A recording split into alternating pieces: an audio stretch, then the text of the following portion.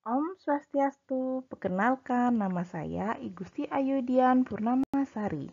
Saya adalah CGP Kabupaten Badung Angkatan 8.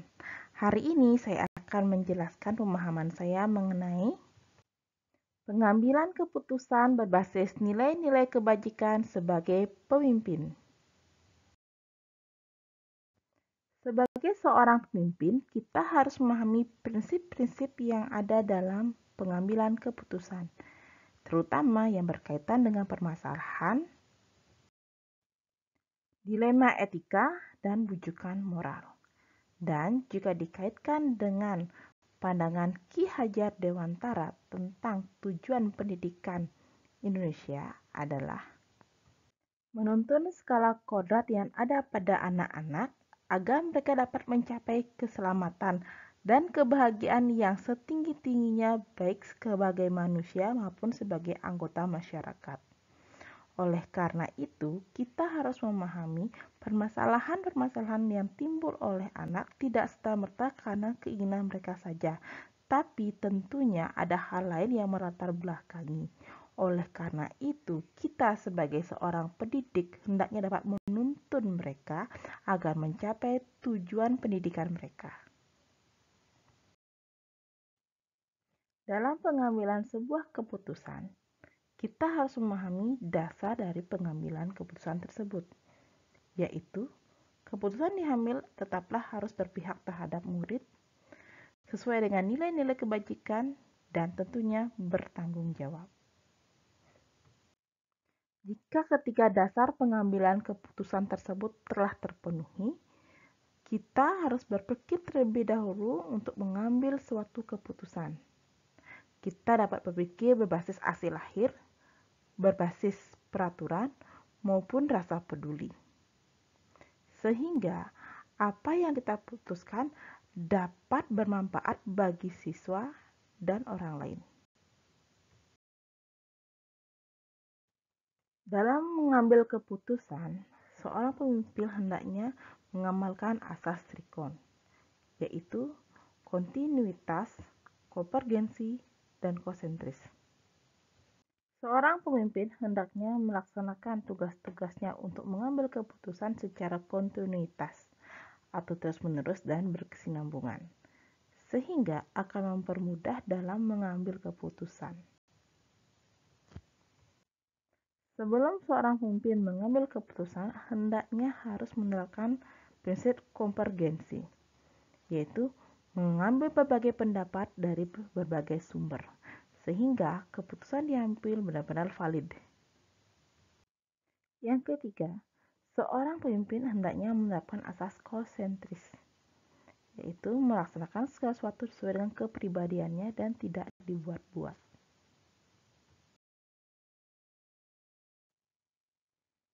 Untuk mengetahui tentang permasalahan yang dihadapi, kita dapat menggunakan teknik coaching sebagai sarana untuk pemahaman terhadap paradigma dilema etika. Karena coaching bukan menggurui ataupun memberikan solusi dari permasalahan dihadapi coaching. Coaching adalah satu bentuk kegiatan yang bertujuan untuk mengoptimalkan segala potensi yang ada pada siswa. Salah satunya dengan memahami paradigma dilema etika yang ada, sehingga membantu dalam penyelesaian masalah yang dihadapi. Terdapat 4 paradigma dilema etika, yaitu individu lawan kelompok, rasa keadilan lawan rasa kasih sayang, kebenaran lawan kesetiaan, dan yang terakhir, jangka panjang lawan jangka pendek. Melalui kasus coaching, kita akan mengarahkan coaching kita untuk memahami kasus yang dialami termasuk paradigma dilema etika yang mana. Sehingga akan mempermudah untuk mengarahkan coaching kita untuk menemukan penyelesaian dari permasalahannya. Dalam menyelesaikan kasus dilema etika, kita harus memperhatikan beberapa hal. Dalam hal ini kita telah mempelajarinya pada modul-modul sebelumnya. Salah satunya adalah mengenai disiplin positif. Kita harus memahami apakah keputusan kita ambil merupakan suatu hukuman, konsekuensi, ataupun restitusi. Namun, idealnya, keputusan yang kita ambil dalam menyelesaikan masalah itu adalah restitusi. Sehingga tidak akan membuat siswa merasa terbebani ataupun menimbulkan dampak negatif. Salah satu cara yang dapat digunakan untuk menyelesaikan kasus dilema etika adalah dengan menggunakan segitiga restitusi. Hal lain yang perlu diperhatikan adalah penerapan nilai-nilai kebajikan. Terdapat banyak sekali nilai-nilai kebajikan yang dapat diterapkan. Namun, dalam hal ini, mengingat pelaksanaan kurikulum merdeka menggunakan salah satunya adalah profil pelajar Pancasila. Oleh karena itu, dalam hal ini di sekolah, nilai-nilai kebajikan yang akan diterapkan adalah nilai kebajikan yang berkaitan dengan profil pelajar Pancasila.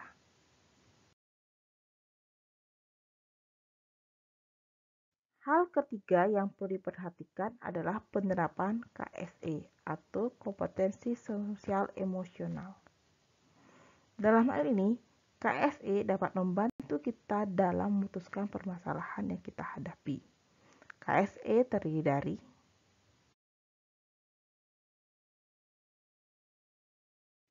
dalam mengambil keputusan, terkadang kita dihadapkan oleh beberapa permasalahan. Apakah kita sudah benar-benar yakin terhadap keputusan yang kita ambil? Apakah orang-orang akan mempercayai keputusan yang kita ambil? Atau hal lain? Oleh karena itu, dalam mengambil keputusan, hendaknya kita harus memperhatikan 9 langkah pengujian dalam pengambilan keputusan, yaitu nomor 1, mengenali nilai-nilai yang saling bertentangan. Nomor 2, menentukan siapa yang terlibat dalam situasi ini. Nomor 3, kumpulkan fakta-fakta yang relevan dengan situasi ini. Keempat, pengujian benar atau salah. Kelima, pengujian paradigma benar lawan benar. Keenam, melakukan prinsip resolusi. Ketujuh, investigasi opsi trilema. Kedelapan, buat keputusan. Kesembilan, lihat lagi keputusan dan refleksikan. Jika dahulu kita hanya mengambil keputusan begitu saja. Namun, dengan menerapkan 9 langkah pengujian dalam pengambilan keputusan akan dapat meminimalisir kesalahan fatal dalam pengambilan keputusan. Oleh karena itu, sebagai seorang pemimpin, terlebih lagi pemimpin dalam pembelajaran, kita harus benar-benar memanfaatkan 9 langkah pengujian dalam pengambilan keputusan untuk mendapatkan keputusan yang terbaik untuk siswa kita. Dengan mempelajari modul ini, calon guru penggerak akan belajar bagaimana mengambil keputusan yang terbaik bagi peserta didik ataupun rekan sejawatnya. Sehingga keputusan yang diambil akan bermanfaat bagi banyak orang dan tidak merugikan orang lain. Jangan sampai, karena kita salah mengambil keputusan, akan menghancurkan masa depan siswa ataupun menghambatnya. Oleh karena itu, bagi seorang calon guru penggerak, sangat penting untuk mempelajari modul ini. Demikian pemaparan saya mengenai 3 prinsip pengambilan keputusan, 4 paradigma, dan 9 langkah pengujian pengambilan keputusan. Semoga apa yang saya pelajari dan apa yang saya jelaskan hari ini bermanfaat untuk Anda sekalian. Terima kasih.